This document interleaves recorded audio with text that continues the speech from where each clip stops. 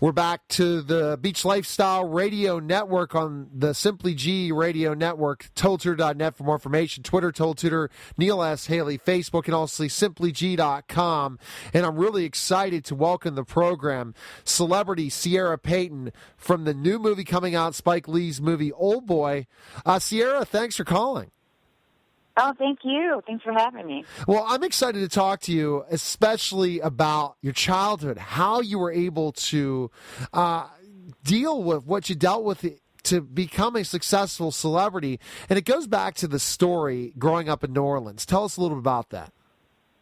Yeah, I was, I grew up in New Orleans, in the third ward of New Orleans, which was at the time a very, very rough neighborhood.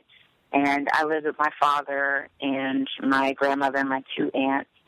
And we just were all in this little apartment off of Camp Street. And my father was a drug dealer, and he also had his battle with drug abuse. And I just think that that's what kind of made me turn into acting and going into the entertainment business, because that was my way as a kid to get out of my situation, acting and self-expression. So, but it was a cool childhood. Even still, I had a great time growing up in New Orleans. It's a very unique and vibrant city.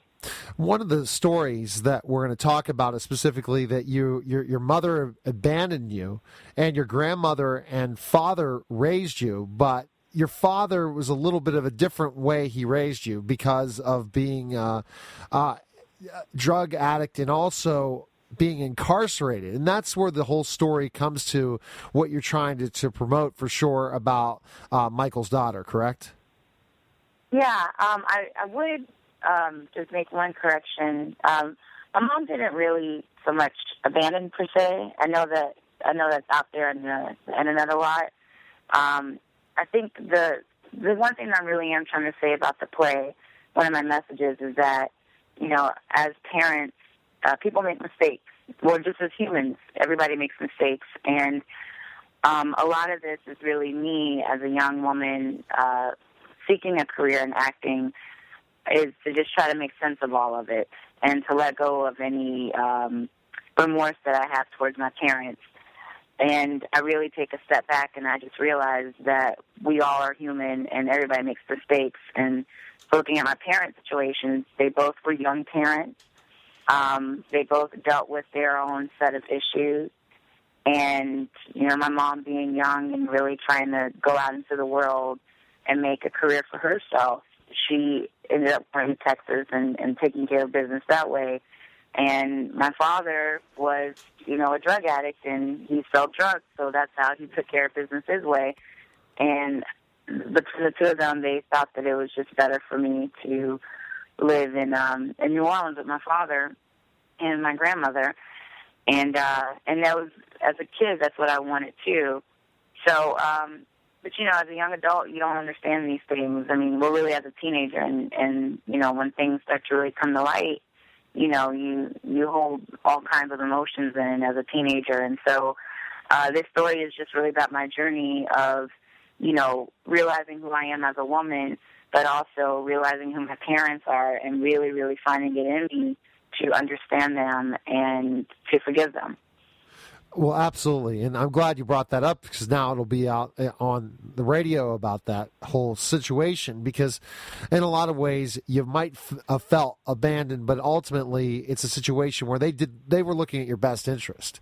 Your grandmother helping raise you with your father, and your father being able to be a little bit more involved in certain aspects because of you had to kind of get away from the kind of relationship, because when you're talking about young relationships and making the wrong choices, if they would have stayed together, it could have been a lot worse, and you might not be the actress you are today for it. Oh, yeah.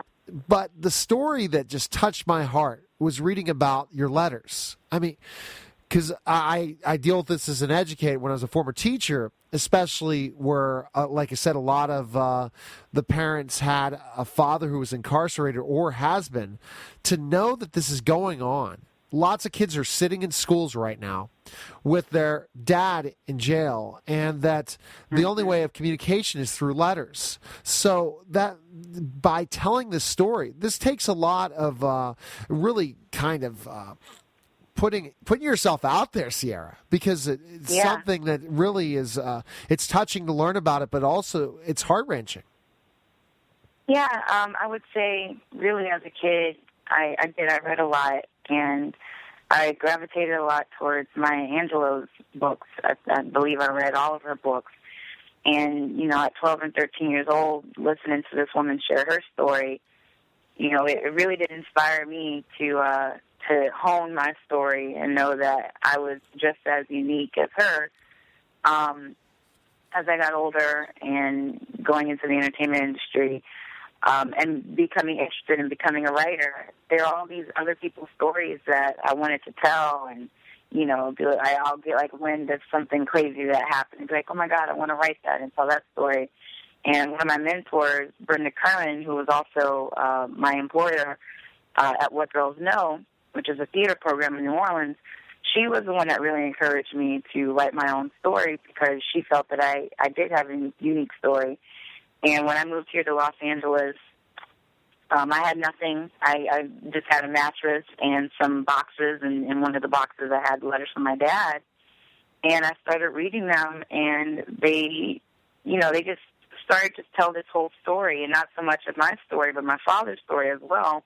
And they just all started to create this picture of, really who I am and who he is and who my family is.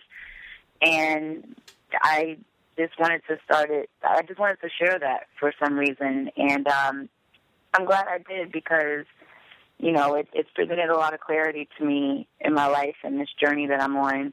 And not only, for me, but whenever I do perform it, I mean, so many people relate to it, which is it's just mind-blowing to me. I get people of all different colors and creeds and religions, just everything.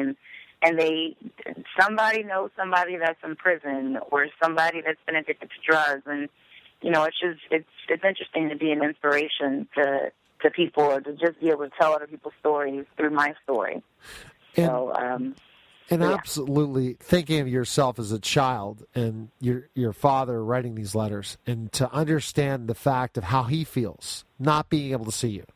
Because a lot of times when it's your blood, it's somebody that you helped create. And you know that this is somebody I want to get out and see.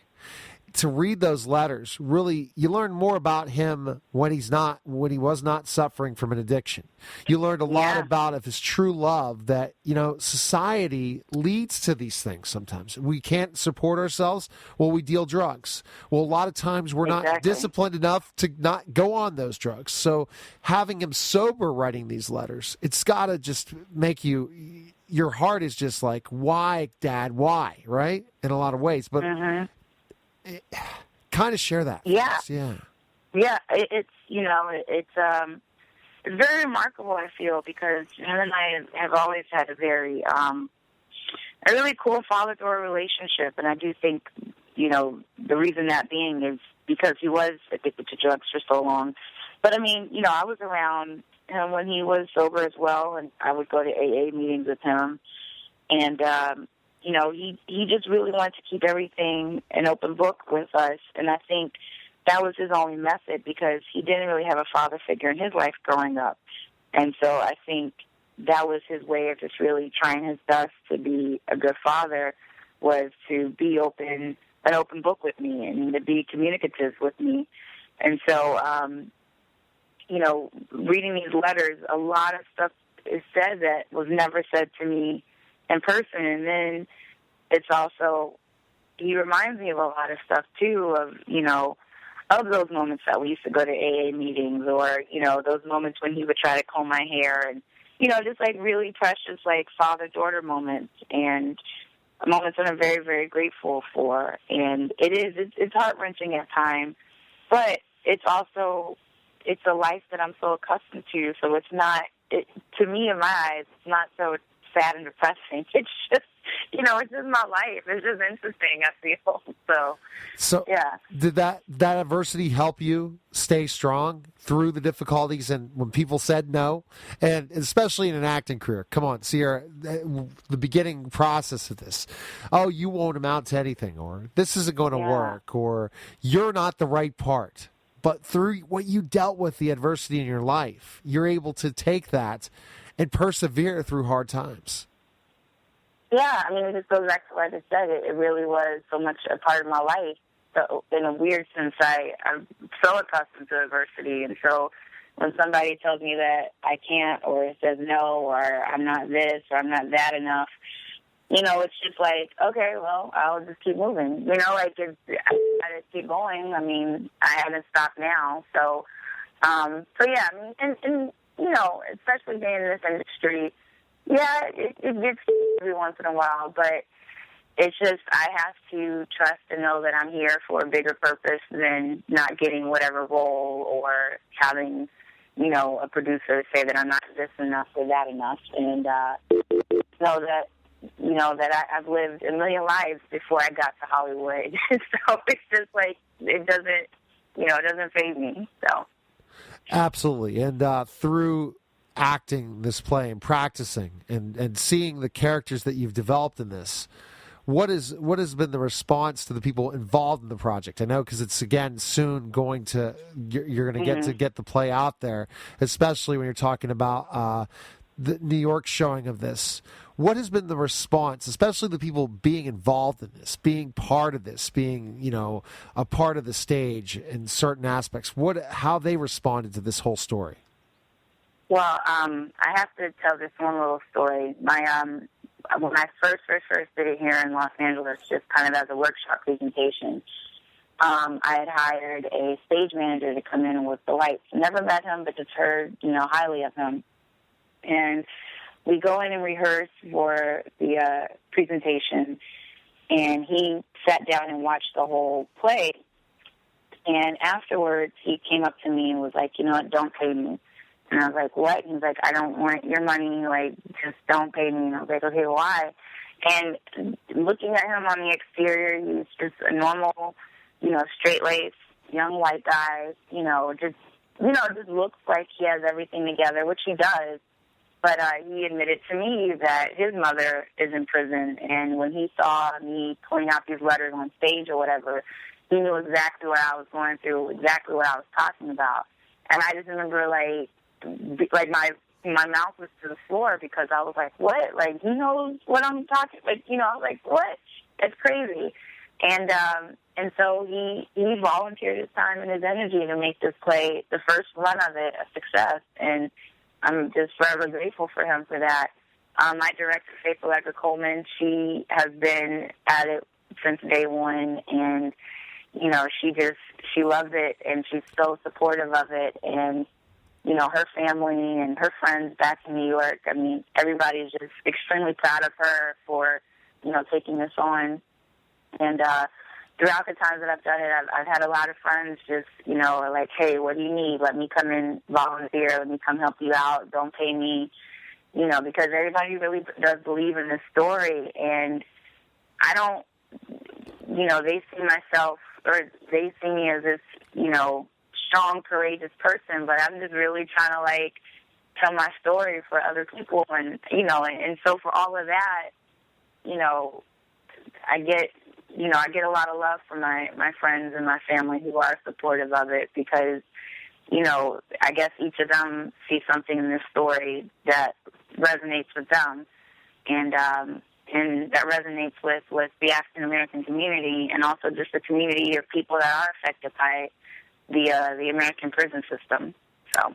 Well, fantastic, Ciera. You're doing tremendous things. So where can we find information on learning about the performance, Michael's Daughter, and also about the upcoming Old Boy Spike Lee project? Tell us about both those things, yes. Yeah, you can go on to CieraPayton.com. That's information about Old Boy for Spike Lee. That comes out November 27th. And Michael's Daughter is in New York, November 23rd. That's a Saturday at 2 p.m. You can log on to www.michaelsdaughter.org to find out more information and to also purchase tickets for that. And, yeah. Cool. Well, best of luck. I know things are definitely going well for you. It's a great story. Definitely get the word out, especially to people out there in the schools, to know about what's truly happening and to speak for those children out there that have parents who are incarcerated, so the word can get out and especially people can understand and forgive. So thanks for calling, Ciera. Oh, thank you for having me. I appreciate it. All right, take care. Okay. Bye-bye. All right, you too. Bye. All right, you're listening to the Beach Lifestyle Radio Network on the simplyg.com, and we'll be back in just a moment.